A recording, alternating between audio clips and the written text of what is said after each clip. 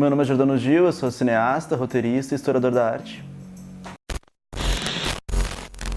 Acho que eu sempre fui muito movido pela curiosidade, assim, né? Eu sempre gostei muito de ler, assim, sobre assuntos muito variados, mas uma curiosidade que além de absorver era de devolver também alguma coisa, né? Então acho que eu sempre rabisquei histórias, assim, eu nunca fui muito de desenhar, nada assim, mas sempre tentei, tipo, criar histórias muito visuais, assim. Então a minha ligação com a imagem realmente acho que vem desde a infância, assim. Querendo ou não, a gente tem paixões maiores que outras, assim, e quando eu percebi que minha paixão maior era pelo cinema, e não pela literatura, nem pela música, mas sim por essa junção dessas coisas todas dentro de um filme, é que eu percebi que a linguagem audiovisual é a minha maior paixão, assim, e minha maior pulsão enquanto artista, né? Esse tipo de coisa vai muito além de simplesmente contar uma história, e sim o como contar essa história e que imagens criar, né?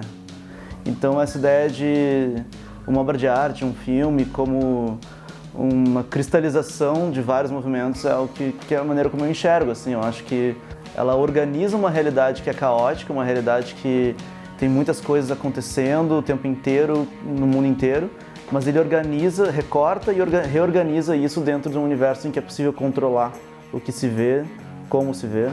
E acho que esse controle e organização também faz parte dessa tentativa de se entender e entender o mundo ao seu redor, assim.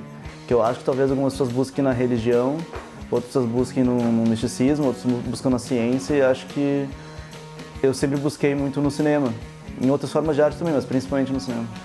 Acho que sempre tem um pouco isso de querer se organizar dentro de um personagem, querer organizar o mundo ao meu redor dentro de um ambiente, de um enquadramento, né? Tudo isso é uma relação muito que ela é de poder, ela é política, ela é sentimental, ela é emocional. E o cinema é uma arte que surge num contexto bem interessante, assim, ela surge no final do século XIX, que é um momento que não dá para dissociar do imperialismo, né? E é um momento em que a maior parte da superfície terrestre estava ocupada por colônias europeias. Era um momento em que o cinema foi usado para uma dominação cultural europeia muito forte. Hollywood surge disso também, da conquista do Oeste, então Hollywood inteira surge em cima de um gigantesco cemitério indígena, né? Então o cinema surge com essa função política, essa função de dominação étnica e cultural, e talvez o cinema seja uma das grandes armas possíveis para vencer essa dominação também, né? Então o cinema enquanto identidade coletiva, enquanto identidade nacional, enquanto soberania nacional, é algo que pode ser muito relevante também. Tanto é que, enfim, várias políticas de Estado forte contemplam o cinema. A gente vai perceber o Lenin, por exemplo, dizer que de todas as artes a mais importante é o cinema, porque ela tem um alcance coletivo gigantesco. A gente vê que no momento de prosperidade do Brasil, é um momento que o cinema prosperou junto também. É muito importante, assim, para a construção da identidade nacional, e como é na maior parte dos lugares do mundo, assim, tem pouquíssimas indústrias majoritariamente privadas e nenhuma totalmente privada, né? Isso é o que poucas pessoas sabem. É por isso também que o apoio estatal em relação às artes, em relação à cultura, é essencial, porque ela faz parte de nós, assim, a manutenção disso, a manutenção da memória do povo é extremamente relevante, né? A manutenção da memória, ela permite que a gente não repita erros do passado, que a gente conheça da onde nós viemos e colocamos em xeque de onde nós estamos vindo, né? Acho que tanto para quem está produzindo essa arte, como para quem está recebendo essa arte enquanto espectador, é essencial essas trocas, né? Porque se a gente se alienar nas nossas bolhas, nos nossos grupos e ficar só consumindo o que nós mesmos fazemos, a gente vai se engasgar, né? Acho que vai... É a coisa do narciso, assim, né?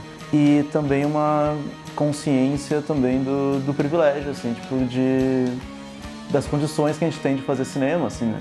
Porque a gente diz muito hoje, porque qualquer um pode fazer esse filme porque tem câmeras em celulares. Na verdade, tem uma porcentagem grande da população que não tem celular, mesmo que seja muito menor do que no passado. Filmes feitos em celulares não circulam tão bem no geral, filmes feitos em câmeras maiores, então essa questão de janela é importantíssima. Então ter noção desse privilégio, da importância de democratizar cada vez mais o consumo, o acesso ao cinema, e tanto a assistir filmes quanto a fazer filmes, também passa por algo muito essencial, porque o trabalho de base é importantíssimo, né? Pluralizar cada vez mais, tem muita gente querendo contar histórias e produzir imagens com seus próprios olhares, né? E a gente às vezes subestima esse público, né?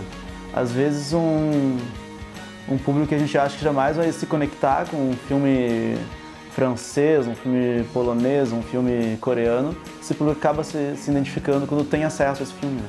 Eu acho que a gente não pode nunca subestimar a população, assim, tipo, acho que tanto no bom quanto no mau sentido. Eu acho que isso é bem importante, assim, que a conexão com a imagem, a conexão com a narrativa, ela é universal. Agora, quais imagens e quais narrativas estão conectando, que é uma pergunta mais difícil de responder.